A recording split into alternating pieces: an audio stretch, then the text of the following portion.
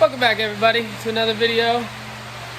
Do another lift kit, and of course, another used lift kit.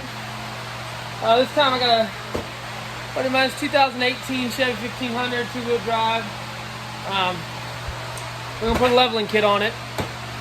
This kit, pretty simple kit, just spaces the front coils, blocks for the rear, and green shocks, because that's a must.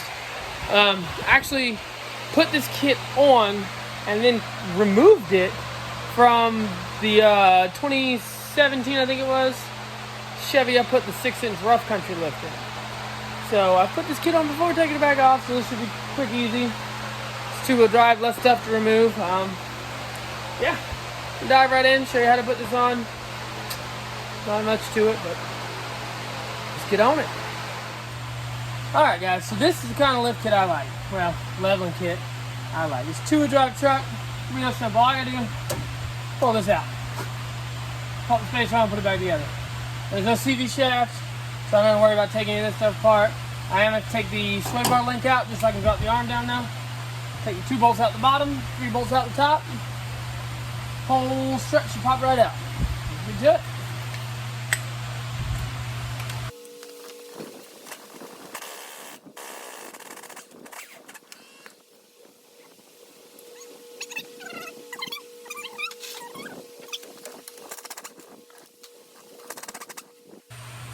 Simple as that. Pop these 2 out. And up top there's 3, I believe they're 19mm probably. 3 little nuts to hold that on. And we should be able to pull this thing out.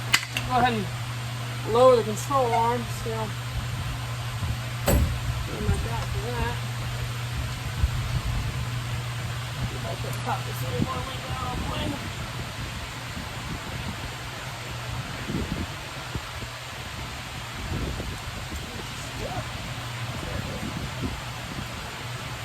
That all the way out. Keep all this together so I don't move it.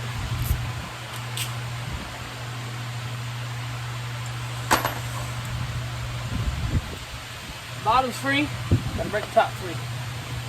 Take you up top. Alrighty, up top here, we got these 3 little nuts that hold the strut to the body, the frame. These little things, these little wire nuts just hold the wire loom up there on the bolt. They just pop right off. So these are 18mm. I was close. So get you an extension and a socket, and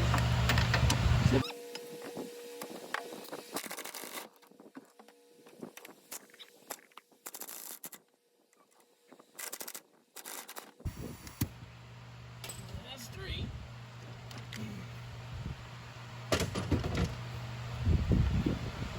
Struts loose. We'll go back down the bottom and pull her on out.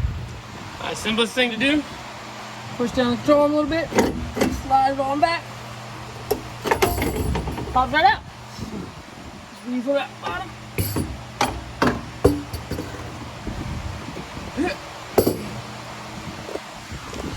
And that's all there is to just pull the strut. That space is going to sit right up on top of here. Bolt to these bolts. Run new bolts through the top of the plate into the spacer.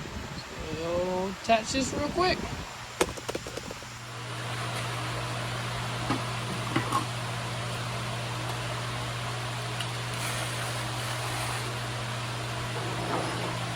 Alright, we're back in the world's dirtiest bench. Real simple spacer. Sits on top. Just like that.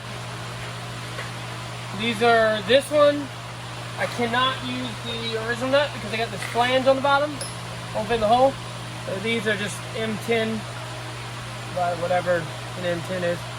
Lock nuts, because I'm paranoid. And still gonna have to have a Loctite blue in case everyone do want to take it apart. The inside of the nut. Yeah, slip it on the nut. Times 3. And then we will run those down.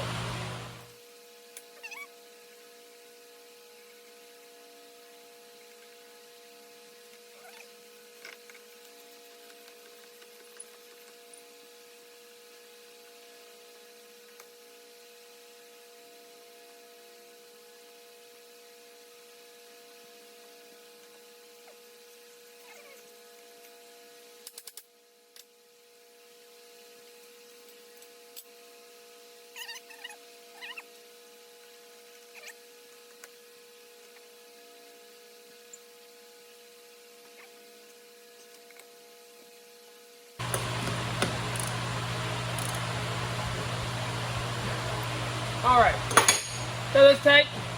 We'll throw this back in. The only thing is, the 3 bolts are here, the original bolts. The new bolt holes are here, here, and here. So what you'll have to do is spin your strut 180 when you put it back in, because this is where the bolt is, but this is where the new bolt holes are. So all I gotta do is just float around. Can't put it any other way, so going back in with it. All right, so going back in, it's the exact opposite of coming out. Weasel this very light thing into place. Up she goes. Heavy and awkward, which is always what you want when you're doing stuff. Alright, so. Oh shoot, sorry about that. Ow. I'm gonna grab one of the bolts.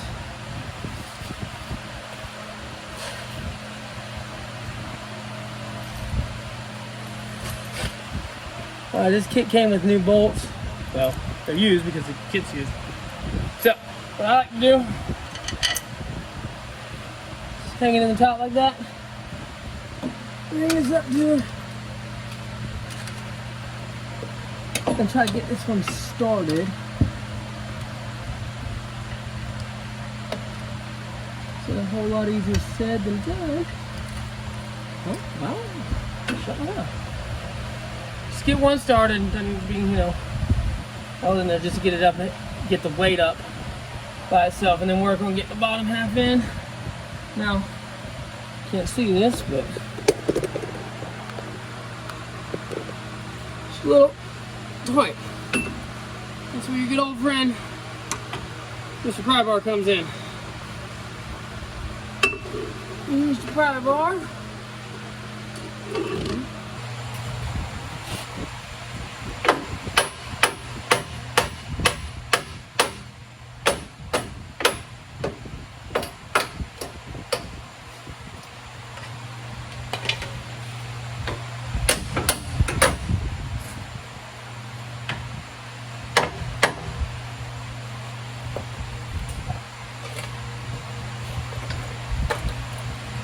Alrighty. Definitely not going to show you what I just used, but basically I had to compress the spring a little bit to get it up and onto the control arm. I used a special tool.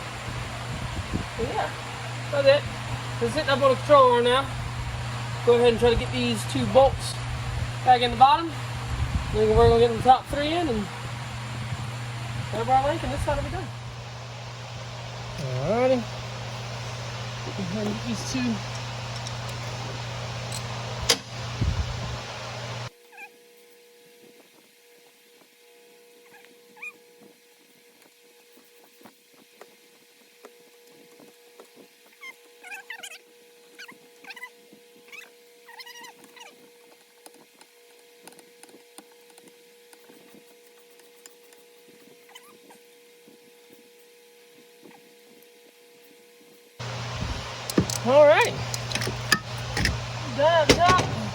Alright, I didn't tighten the bottom ones all the way yet, just in case I had to orient this a little bit. So I'm gonna go ahead and zip the 2 bottom ones all the way down the impact, throw the sway bar link in, and this side will be done. We will move on to the next. Alright guys, well, I got the front lifted and done. Called the owner, sent him a picture of it. He decided to opt out of the blocks in the back. He said, I like the way it looked now. It looks more level. It's a 2-wheel drive. It's just a little lower in the front than a 4-wheel drive would, so it's actually pretty level currently with just the fronts on. But it's a little dark, but see if you guys can. This is it right there. Right now I'm measuring the front. I got about maybe a 1/2 inch more clearance in the top of the tire and the top of the fender than I do in the back. So the guy said he liked the way it looked, so he's gonna keep it this way. That's it in there. I don't know if you can see the space in there. All it does is just kick that down a little bit. He's good to go. He's gonna have to go get an alignment, but other than that, in the back is you know, stock height. So that's gonna be a wrap on this one. Quick and easy, just how I like it. But got some more videos coming out soon. Trans Am video should be out next day or two. I finally got the part for that. Tell you what I did to it. Thank y'all for watching as always. Give us a like and subscribe, and we'll see y'all soon. Bye-bye.